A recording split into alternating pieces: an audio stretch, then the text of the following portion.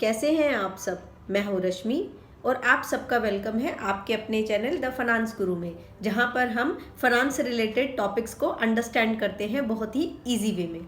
आज का हमारा टॉपिक बहुत ही एक्साइटिंग होने वाला है, सुपर एक्साइटिंग होने वाला है, क्योंकि ये टॉपिक रिलेटेड है वुमेन्स को क्या क्या बेनिफिट्स दिए गए हैं इनकम टैक्स एक्ट में, और वुमेन्स कैसे अपनी टैक्स प्लानिंग कर सकती हैं और टैक्स बचा सकते हैं सुपर इजी वे में। तो चलिए स्टार्ट करते हैं। वुमेन्स डे आ रहा है और मेरे सभी व्यूअर्स को हैप्पी वुमेन्स डे। फ्रेंड्स, जल्दी से कमेंट करके मुझे बताइए कि इस बार की इंटरनेशनल वुमेन्स डे 2023 की थीम क्या है।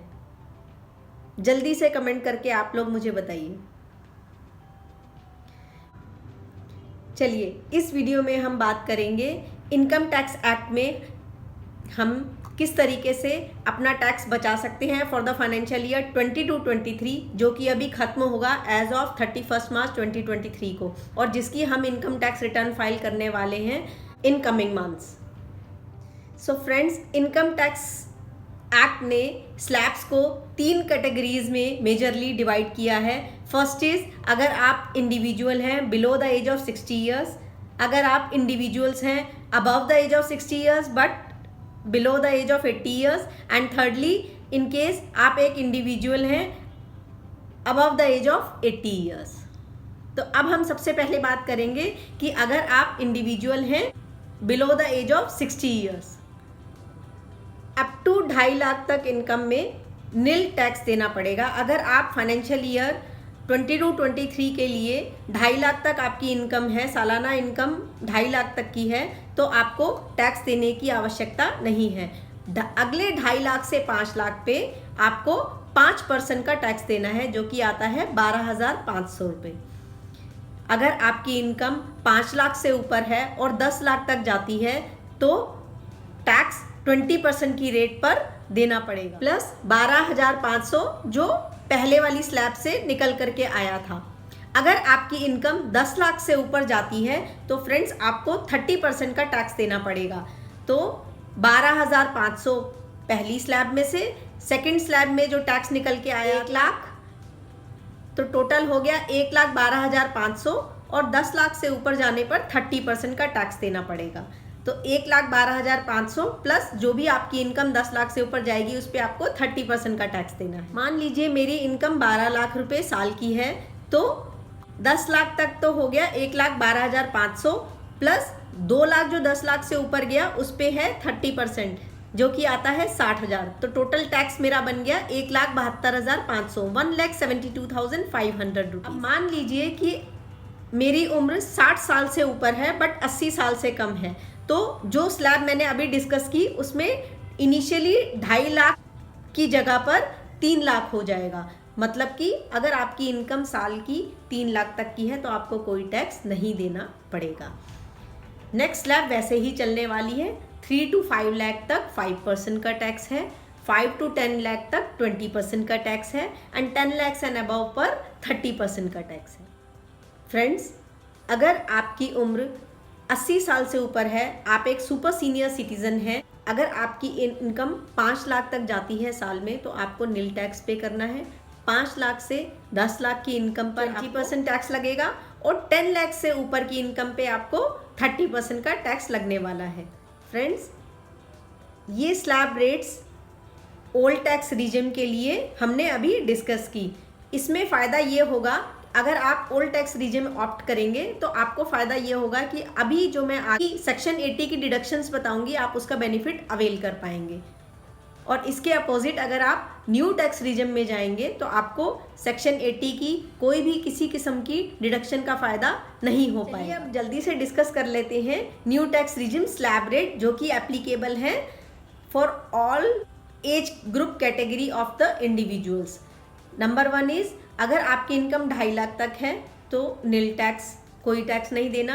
2.5 लाख से 5 लाख आने पर 5% का टैक्स देना है। अगर आपकी इनकम 5 से 7.5 लाख के बीच में है तो 10% का टैक्स लगेगा।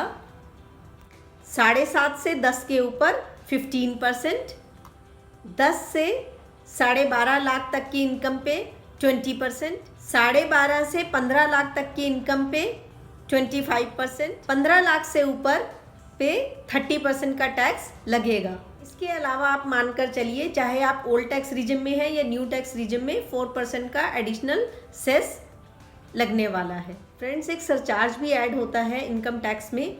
अगर आप irrespective of old tax regime और न्यू टैक्स रीजन 50 लाख से ऊपर इनकम है आपकी साल की, तो 10% का टैक्स, 1 करोड़ से ऊपर है साल की इनकम तो 15% का सरचार्ज, 2 करोड़ से ऊपर जाने पर 25% का सरचार्ज, 5 करोड़ से ऊपर जाने पर 37% का सरचार्ज लगता है। आइए अब हम बात करते हैं वुमेन टैक्स पेयर्स के लिए क्या क्या फ़ायदे हैं इनकम टैक्स एक्ट में। तो सबसे पहले तो आपको ये ध्यान में रखना है कि जो 80C का डिडक्शन है वो आपको फुल्ली अवेल करते हुए चलना है, ताकि आप मैक्सिमम इसका बेनिफिट ले सकें to avoid your tax liability और या फिर to reduce your tax liability. तो इसमें आप 1.5 लाख तक का तो इन्वेस्ट कर सकते हैं। इन्वेस्टमेंट आप कहाँ कहाँ कर सकते हैं?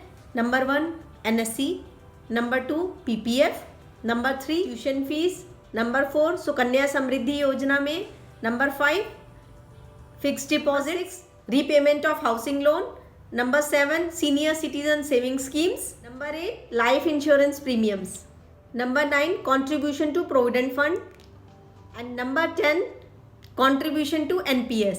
तो ये 10 स्कीम्स हैं जिसमें आप इन्वेस्ट करके अपना 1.5 लाख तक का डिडक्शन अवेल कर सकते हैं। है ना ये इंटरेस्टिंग फैक्ट्स?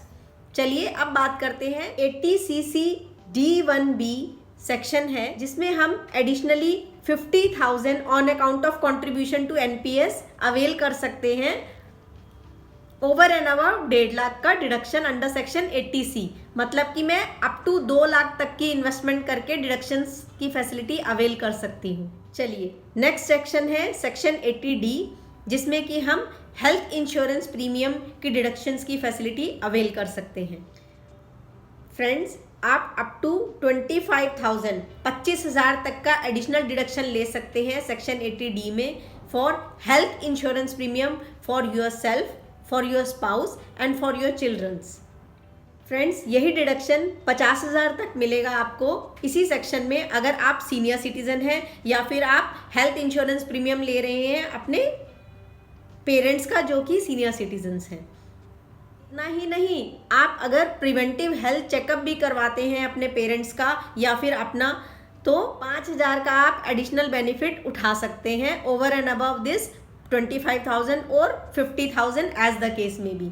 तो आप ये डिडक्शन फैसिलिटी का लाभ जरूर उठाएं। फ्रेंड्स, कोविड के बाद से हेल्थ इंश्योरेंस लेना और प्रिवेंटिव हेल्थ चेकअप कराना बहुत ही ज़्यादा इम्पॉर्टेंट हो गया है फॉर ऑल ऑफ अस। साल में हम कम से कम एक बार अपना या अपने पेरेंट्स का प्रिवेंटिव हेल्थ चेकअप जरूर कराते हैं। तो आप ये इसकी पेमेंट स्लिप्स आप जरूर संभाल के रखिए to avail and claim this deduction. काफ़ी लोगों को ये बात पता ही नहीं होती कि हेल्थ चेकअप का भी डिडक्शन मिलता है और वो उस खर्चे का फ़ायदा डिडक्शन अवेल नहीं कर पाते हैं। सेक्शन 80DD का लाभ उन्हें होता है जो मेडिकल ट्रीटमेंट करवा रहे हैं फॉर सेल्फ और dependent person in your family. Differently abled persons का, may be self, spouse, parents, brother या सिस्टर का, तो इसका लाभ वो लोग उठा सकते हैं। 75,000 तक का डिडक्शन अवेलेबल है इस सेक्शन में। ये डिडक्शन फ्रेंड्स 1,25,000 तक चला जाता है फॉर सीवियर डिसेबिलिटी के केसेस में। नेक्स्ट सेक्शन है फ्रेंड्स सेक्शन 80DDB, जिसके तहत आप अगर मेडिकल ट्रीटमेंट कराते हैं फॉर सम स्पेसिफाइड डिजीजेस का, तो उसके तहत 40,000 तक के खर्चों का लाभ डिडक्शन के रूप में उठा सकते हैं इस सेक्शन में। और ये स्पेसिफाइड डिजीजेस का ट्रीटमेंट आप अपने ऊपर या फिर अपने स्पाउस के लिए कर सकते हैं। सिटीजन्स के केस में अगर ये डिडक्शन 1 लाख तक मिल जाती है। स्पेसिफाइड डिजीजेस का मैं कुछ नाम ले रही हूँ।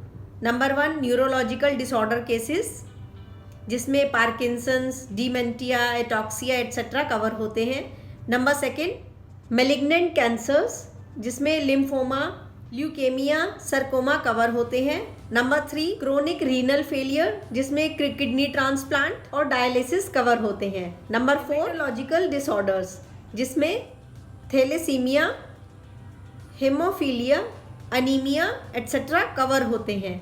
नंबर 5 एड्स, जिसको हम एक्वायर्ड इम्यून डेफिशिएंसी सिंड्रोम भी बोलते हैं। Number 6 COPD, chronic obstructive pulmonary diseases. इसमें friends asthma, severe bronchitis diseases. Number 7 cardiovascular diseases, जिसमें कवर होते हैं heart disease, coronary artery diseases, heart failure etcetera. Next section है सेक्शन 80E। ये section बात करता है friends interest paid on education loan taken for higher education.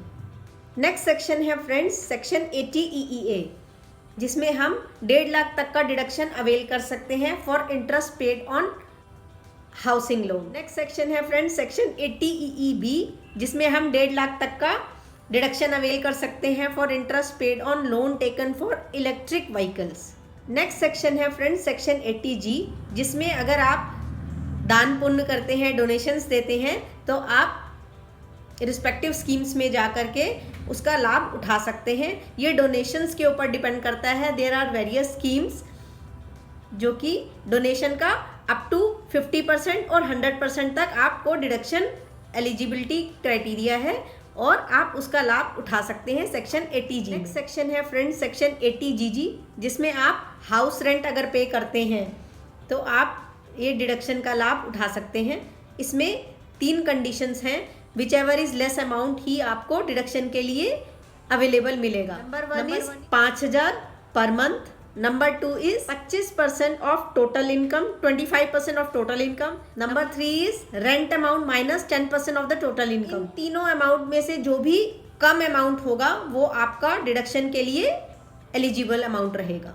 Section है friends section 80GGC, जिसमें अगर आप डोनेशन किसी पॉलिटिकल पार्टी या पॉलिटिकल ट्रस्ट को देते हैं तो उसका डिडक्शन आप up to the amount of जितना भी आपने डोनेट किया उसका डिडक्शन आप अवेल कर सकते हैं। इसमें कोई भी डिडक्शन लिमिट नहीं है।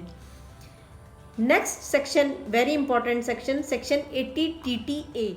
फ्रेंड्स, अगर आपके पास सेविंग बैंक अकाउंट है और उसमें इंटरेस्ट आता है तो आपका इंटरेस्ट अप टू 10,000 तक के लिए माफ है, उस पर कोई भी टैक्स नहीं लगेगा।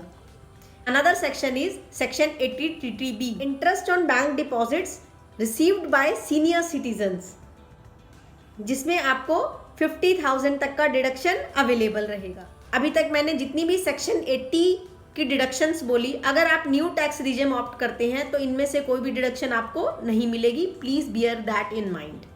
हाँ, अगर आप ओल्ड टैक्स रिजिम फॉलो करते हैं तो आपको ये डिडक्शंस का लाभ अवश्य मिलेगा।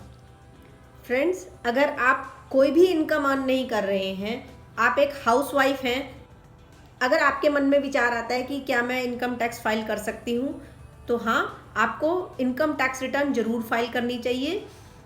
अगर आप ट्यूशन पढ़ाते हैं घर में या फिर आपकी पैसिव इनकम आ रही है जिसमें कि जैसे सेविंग अकाउंट में आपके पैसा पड़ा है जिसमें आपको ब्याज मिलता है, अगर वो 2.5 लाख से ऊपर तक जाता है, अगर आप ट्यूशन फीस ले रहे हैं, अर्न कर रहे हैं ड्यूरिंग द फाइनेंशियल ईयर, या फिर आप डिविडेंड इनकम अर्न करते हैं, तो अगर आपकी इनकम 2.5 लाख से ऊपर जाती है तो आपको ज़रूर इनकम टैक्स रिटर्न फाइल करना चाहिए।